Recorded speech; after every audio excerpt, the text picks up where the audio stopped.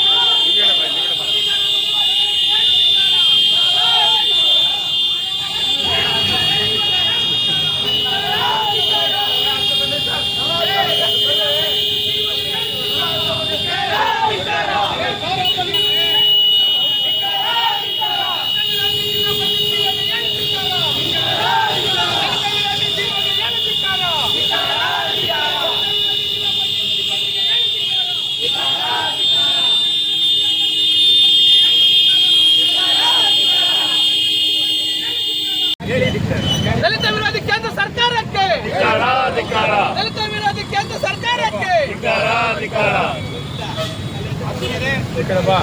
ಏನಿವತ್ತು ಕೋಲಾರ ಜಿಲ್ಲಾ ಜನಪರ ಸಂಘಟನೆಗಳ ಒಕ್ಕೂಟದಿಂದ ಇವತ್ತು ಕೋಲಾರ ಜಿಲ್ಲೆಯಲ್ಲೂ ಕೂಡ ಸಂವಿಧಾನ ಪರವಾಗಿರುವಂತಹ ಪ್ರಜಾಪ್ರಭುತ್ವ ವ್ಯವಸ್ಥೆಯನ್ನು ಎಲ್ಲ ನಾಗರಿಕ ಬಂಧುಗಳು ಈ ದಿನ ಈ ಬಂದ್ಗೆ ಬೆಂಬಲವನ್ನು ಕೊಟ್ಟಿದೆ. ಈ ಬಂದಲ್ಲಿ ಭಾಗವಹಿಸಿದ್ದಾರೆ ಬಂಧುಗಳೇ. ಬಹಳ ಮುಖ್ಯವಾಗಿ ಈ ಒಂದು ಜಿಲ್ಲೆಯ ಜನಪರ ಸಂಘಟನೆಗಳ ಒಕ್ಕೂಟದಿಂದ ನಾವು ಒತ್ತಾಯ ಮಾಡ್ತಾ ಇದ್ದೇವೆ.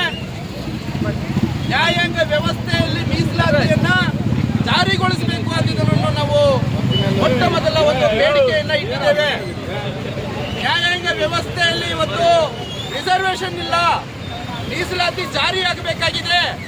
ಇವತ್ತು ಕೇಂದ್ರದಲ್ಲಿ ಆಡಳಿತ ಮಾಡ್ತಿರುವಂತಹ ಮನುವಾದಿ ಮನಸ್ಸುಳ್ಳ ಬಿಜೆಪಿ ಸರ್ಕಾರ 3% ಇರುವಂತವರಿಗೆ 10% ರಿಸರ್ವೇಶನ್ ಅನ್ನ ಕೊಟ್ಟಿರುವಂತದ್ದು, ಸಂವಿಧಾನದ ಮೂಲ ಸಂವಿಧಾನಕ್ಕೆ ತಿದ್ದುಪಡಿಯನ್ನು ತಂದು 103ನೇ ವಿಧಿಗೆ ತಿದ್ದುಪಡಿಯನ್ನು ತಂದು 3% ಇರುವಂತಹ ಮೇಲ್ಜಾತಿಯವರಿಗೆ ಆರ್ಥಿಕವಾಗಿ ಸಬಲರಾಗಿದ್ರು ಸಹ 10% ರಿಸರ್ವೇಶನ್ ಅನ್ನ ಕೊಟ್ಟಿರುವಂತದನ್ನ ನಾವಂತೂ ಖಂಡಿತವಾಗಿ ವಿರೋಧ ಮಾಡ್ತಾ ಇದ್ದೇವೆ. ಅದರ ಜೊತೆಗೆ ನ್ಯಾಯಾಂಗ ವ್ಯವಸ್ಥೆಯಲ್ಲಿ ಇವತ್ತು ಜಡ್ಜ್ಗಳೆಲ್ಲ ಕೂಡ ಮೀಸಲಾತಿ ಜಾರಿಯಾಗಬೇಕಾಗಿದೆ. ಎಸ್ಸಿ ಎಸ್ಟಿ ಸಮುದಾಯಕ್ಕೆ ಮೀಸಲಾತಿ ಸಿಗಬೇಕಾಗಿದೆ, ಹಿಂದುಳಿದ ಸಮುದಾಯಗಳಿಗೆ ಮೀಸಲಾತಿ ಸಿಗಬೇಕಾಗಿದೆ, ಅಲ್ಪಸಂಖ್ಯಾತರಿಗೆ ಮೀಸಲಾತಿ ಸಿಗಬೇಕಾಗಿದೆ. ಜನಸಂಖ್ಯೆ ಆಧಾರದ ಮೇಲೆ ಬಾಬಾ ಸಾಹೇಬ್ ಅಂಬೇಡ್ಕರ್ ನೇತೃತ್ವದಲ್ಲಿ ಏನವತ್ತು ಸಂವಿಧಾನ ರಚನಾ ಸಭೆಯಲ್ಲಿ ತೀರ್ಮಾನ ಆಗಿರುವಂತ ರೀತಿಯಲ್ಲಿ ಜನಸಂಖ್ಯೆ ಆಧಾರದ ಮೇಲೆ ಈ ದೇಶದಲ್ಲಿ ಪ್ರತಿಯೊಂದು ಇಲಾಖೆಯಲ್ಲೂ ಕೂಡ ಮೀಸಲಾತಿಯನ್ನ ಜಾರಿಗೊಳಿಸಬೇಕು. ಅದೇ ರೀತಿ ಎಲ್ಲ ಸಮುದಾಯಗಳು ಕೂಡ ನ್ಯಾಯವನ್ನ ಒದಗಿಸೋ ರೀತಿಯಲ್ಲಿ ಸಂವಿಧಾನದಲ್ಲಿ ಜಾರಿಯಾಗಬೇಕು. ಸಂವಿಧಾನವನ್ನ ಯಾರಿವತ್ತು ಬೇರೆ ರೀತಿಯಲ್ಲಿ ಆಚರಣೆ ಮಾಡ್ತಾ ಇದ್ದಾರೆ, ಸಂವಿಧಾನದ ವಿರೋಧಿಗಳನ್ನ ಇವತ್ತು ನಾವು ಧಿಕ್ಕರಿಸೋ ರೀತಿಯಲ್ಲಿ ಇವತ್ತು ಈ ಜಿಲ್ಲೆಯಿಂದ ನಾವು ಅವರಿಗೆ ಎಚ್ಚರಿಕೆಯನ್ನು ಕೊಡ್ತಾ ಇದ್ದೇವೆ.